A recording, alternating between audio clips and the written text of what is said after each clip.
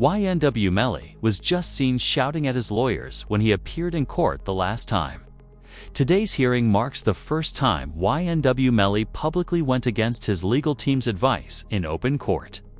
The news outlet said, making reference to Melly's angry outbursts at his lawyers. Yes, sir. Against our advice, our client wants to proceed.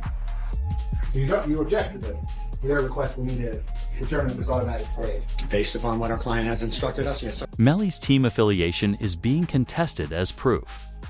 One piece of evidence they intend to use against Young Thug is this Facebook photo of YNW Melly with him, in which they assert that Melly is a member of the Red Street contingent. The use of the slap term, 5-point star, snake. He's saying he's YSL, and he puts up his YNW for life hashtag on it with Mr. Demons has the big hand signs displayed. Right, and see with individuals again, I'm assuming that's also Young Thug. That's also unknown. Yes. Also important to your investigation, correct? Yes. Also publicly available for anyone to see and capture. As YNW Melly yelled at his lawyers, the people in the courtroom said, quote, "I don't care. I'm not a part of any gang." That's not something they can prove. 924-071. Call for an automatic stay while they were aggravators. They go to membership in a gang. There are things that the jury would have to find before going into penalty. Not aggravator, that's the death penalty. Aggravator, that's the gang enhancement itself, Your Honor. That was charged. He was charged in committing the murder for the furtherance of the gang, which is an aggravator in terms of the guilt. something that they would have to find by way of an interrogatory. Yes. It is important to understand, though, why Melly is unconcerned about the proof. Because of this, you would think the jury would see him unfavorably. YNW Melly will have been imprisoned for 7 or 9 years prior to being found guilty, though.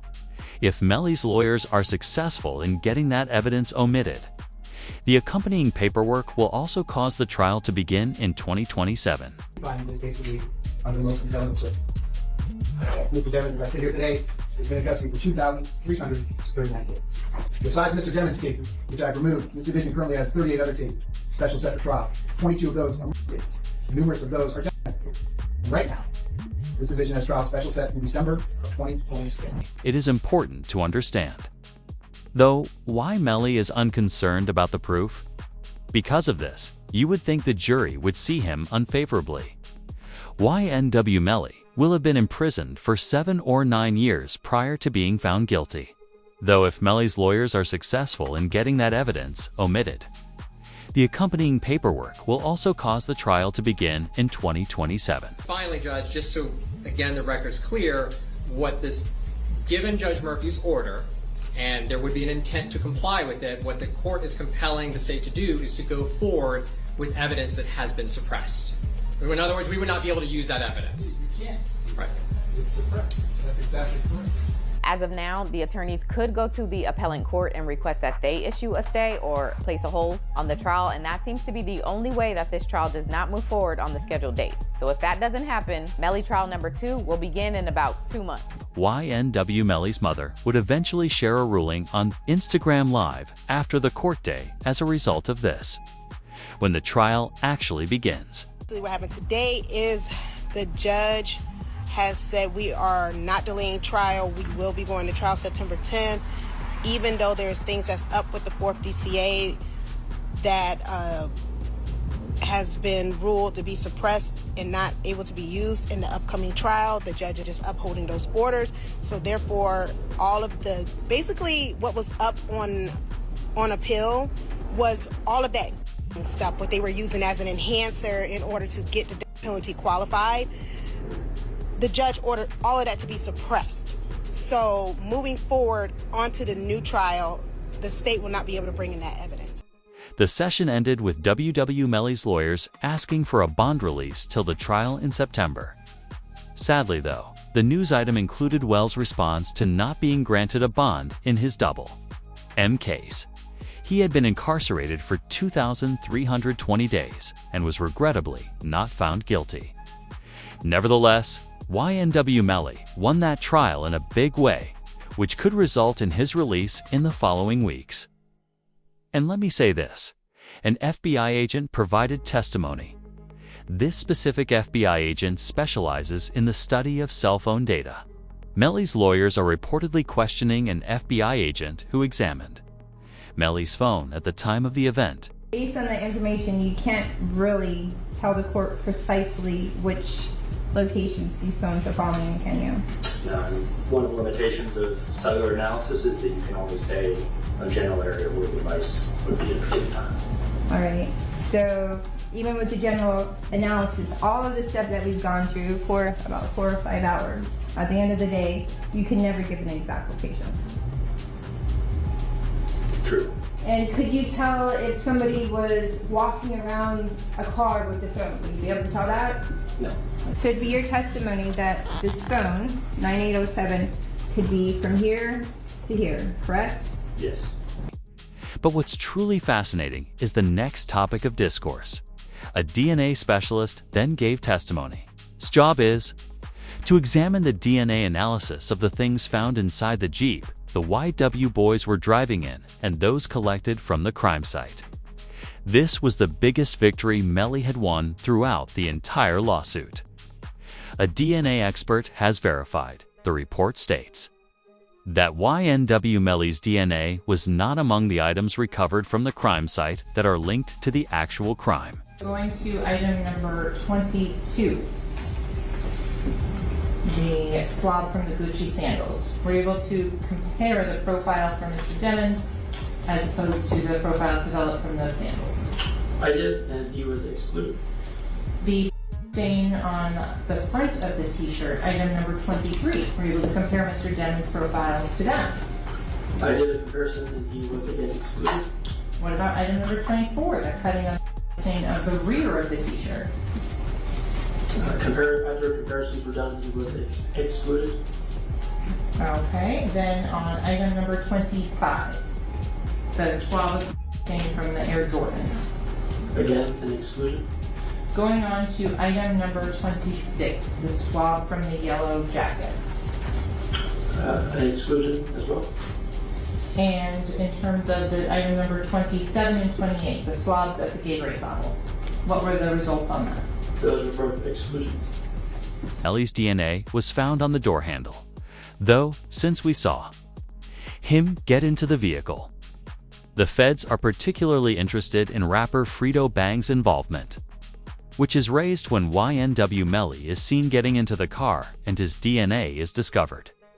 Following the resolution of the crime, the federal government claims to have proof that rapper Frito Bang picked up YNW.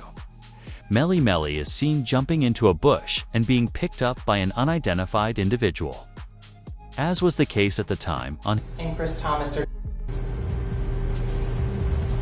So what you're also going to find out is while Mr. Demons is out there on the side of the road, 4 in the morning, 4:42 specifically, he sends a drop pin, digital homing beacon to his current location to one of his friends, Frederick Givens. Frederick Givens is also involved in the music industry, and he asked to be picked up. Frederick Givens then, about 11 minutes later, is sent another drop pin where Mr. Demons has moved a couple of meters. What you're going to find out as well, though, is these digital leashes, they have more than just phone call. The government required evidence of Frito Bang's reason for capturing YNW Melly. They therefore did the worst thing they could. According to the reports, a no communication order has now been filed in the YNW Melly trial. With the directive, Melly and Borland are completely cut off. Since the two would be tried together, prosecutors have been urging Borland to turn on YNW Melly. Hence, there has been no talking, no lawyer here, and you can try them together. It is to the benefit of the state to try them together. It's just more efficient. You don't have to do things again and again. Do it all at once, and also you get a better chance of having them incriminate each other during the trial. it benefits the defense to sever it. That way they can point the finger at each other and get away with it. So this is what's going on. But I don't think it should be automatically severed because the state is seeking the penalty for Melly, because it's only the penalty phase of the trial that would be different, not the guilt phase. The guilt phase is the same. They're both capital crimes. You're seeking the penalty on one, not the other, but that goes into the second part of the trial, the penalty phase, only if Melly is found guilty. If Borland realized that he didn't commit this crime, he would likely blame Melly, just as Melly tried to do to Borland during the first trial. He can't just sit there and take the chin of life behind bars. For your information, has previously been tried against Borland by Melly's lawyers. His lives.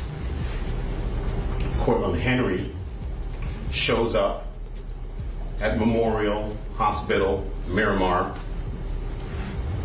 And you don't see him sitting there, but where you will see him sitting is in the driver's seat of a car with two bodies, a car riddled with bullets. And when he shows up with a change of clothing, change of shirt, powder residue on his hands, evidencing that he had discharged a firearm. And he lies. He lies about where the incident occurred. He lies about how it occurred. And he lies about not having a phone. I think it was Miss Bradley herself who said, everybody has a phone in his pocket, not Cortland Henry. Melly's own lawyer said that. Moreland was the one who had powder residue on his hands, was lying to federal investigators, and was the last person to have a Juvian saw Kaiser when they passed away. They even hired a forensic expert to investigate the fatalities in order to learn more about Bortland's possession of the powder residue.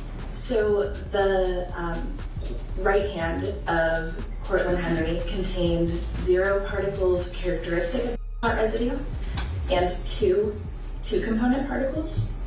And the left hand contained 1 particle characteristic of powder residue and 1 2-component particle. Okay. And can you explain to us what that means? Basically, overall, there was powder residue present on the hands. For this reason. It has been over a year since YNW Bortland last made a social media post. If Melly's mistrial was granted, that would be his last tweet. Apparently, WW Bortland tweeted a mysterious message the day Melly's mistrial was made public. "Mind games don't work on people like me" is written in the tweet, along with a handshake symbol that implies he's agreeing to a deal. A key point that they will be able to address with YNW Bortland's assistance is what happened 5 hours after the crime when Melly and Bortland were captured on camera. They updated the evidence against Melly, according to the prosecution. Only 5 hours after the crime, he was recorded on tape confessing to the deaths of Saw Kaiser and Juvie, but he was not aware of it. YNW, Bortland, and Melly were seen dancing in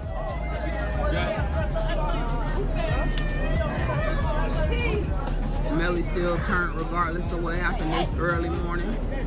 He's still out here being very positive. Turned still. Hey! No, still turned, regardless of what happened. You already know. Exhibiting no sadness at all for the passing of their 2 best friends.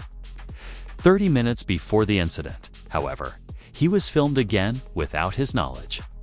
Melly was seen leaving the studio by himself this time, and he would wait for Sakhazar Juvie Bortland to enter by sitting in the back left seat of the Jeep. "Please excuse me, can you see?" Yes, exactly. Well, the official court document states that the fact that the gunshots moved from left to right in the vehicle supports the charge that they came from the back left seat. This was where YNW Melly was located. Even the mother of YNW Juvie acknowledged his existence. State your name, your full legal name for the jury. Leon Phillips. Okay. And are you related to one of the victims in this case? Yes, I am. How so? I'm his mother. And who is that? Christopher Thomas. Ms. Phillips, did you see who entered into the occupants who entered into that gray Jeep? Yes. Do you recognize where your son entered that gray Jeep? Yes. Which seat, if you can identify for the jury? He got in the back seat on the right hand side. Did you recognize the individual that got into the back seat on the left side, the rear driver's side? Yes. And who was that individual? Janelle. Did you know that Melly's trial in September had a 95% likelihood of finding him guilty? This is quite disturbing, since a lot of people believe that the Florida court system is corrupt as a result of what happened. The reason for this is that Mariah Hamilton, Melly's ex-girlfriend, made a deal with the police. Mariah had already left the nation before Melly's first trial, and Melly had made her do so again to keep her from testifying against him. She never showed up there to give her testimony on time. This is the reason why officials have been searching for her for the past few years. This is Mariah Hamilton's first day at the Broward County Jail. She does not currently have any arrest history. The American border, after landing at Miami International Airport on a foreign aircraft, she was arrested by patrol officers on Monday. According to court records, Hamilton was required to testify during Demand's 2023 first trial. Internal sources, however, claim that Mariah returned to the U.S. in order to visit her relatives. No sooner had she returned to the airport than she was arrested and sent to the county jail. She had an awful experience on the inside. In her first court appearance, the judge declared, "If you agree to testify against Melly, you're free to go," allowing her to be released once. Unfortunately, before he could say anything further, Mariah would accept the bargain. For as long as Melly could remember, then she would post on Facebook, "And to my village. Thank you to my village, I adore you all without conditions. It was God's design, not mine." Her iCloud account was the source of what they found, and they want her to testify against Melly. The reason for this is Melly's pressure on her to not testify at the trial. Even if Melly is convicted of removing Sack, Chaser, and Juvie, she faces a life sentence in prison for witness tampering. The state has made 6 new claims against Demons and 2 other detained participants. Tampering is one of the accusations, employing a two-way communication device illegally, directing the activities of a criminal solicitation or conspiracy to commit tampering, and engaging in witness interaction. A life term in prison is the actual punishment for a few such offenses, if convicted. I want you to understand that this case is different from YNW Melly's present prosecution with Sackheiser and Juvie's deaths. Even though the prosecutors claim they have witness tampering evidence against Melly for using jail phones to spam call Mariah to flee the United States, even going so far as to offer an interview, Jaime King said that the county jail had denied Melody a son has not been convicted of anything, and even other inmates that have been convicted or anything, they have the right to use a telephone. They have a right to just to be allowed to write letters to their loved ones, to receive their mail. They hold his mail, they don't give it to him. In the event that it is established that YNW Melly was interfering with witnesses' use of the jail phone, they have refused him access to it. They have all the proof concealed somewhere, which is the most terrifying part. Not only would they not allow him to use the jail phones if they had suspicions, but that would result in a large-scale police lawsuit. To YNW Melly, however, the interrogation of Borland on the night of the crime, which the police were just recently allowed to use against Melly, is far more horrible. In this previously unseen footage, Borland is shown concealing something from Melly by lying to Mollis during his Okay, tell me what happened. Man, I was playing music, getting off the exit. I was already getting sleepy, almost home, you know what I'm saying? And like, just out of nowhere, like, I just heard, you know what I'm saying? So, and I ducked down, you know what I'm saying, in the car, and I almost crashed the car. Let me back you up a few minutes. Where were you coming from? I was coming from the studio, from Fort Lauderdale. Fort Lauderdale studio. Which way did you take? I took I-75, 595 to 75. Then you took 75. Law enforcement can now see that Borland's story did not add up. Borland is making every effort to appear confident while making his story seem plausible. Then, however, he would simply be revealed for his deceit. Here's the hard part where we're having a hard time to understand, is that we shut down that entire area and we had officers shoulder to shoulder walk it out. They didn't find as much as one shell casing. They didn't find one piece of glass, nothing. Nothing to what you said adds up. And it's hard. Bro, I'm telling you, bro, that's the classic. I mean, for whatever reason, your two friends, are these your good friends? Yeah, that's what I'm saying. These my like, these your two, I'm assuming close friends. Yo. And you're doing them an inservice by not telling us the truth. I'm telling you the truth, sir. I don't like. How? What do you want? How do you make shell casings disappear? I don't know. How can I tell you about a shell case? That's when the questioning would go wrong. YNW Bortland begins to become irritable with the constables. This is a result of their disbelief in his story of what happened to his two best friends. I told y'all the story, and that's it, bro. I don't even want to talk about it anymore. Like, cause I told y'all. Like, I don't know. Like, I don't know. Okay, just so you know, all right, because you're saying, well, I don't want to talk anymore.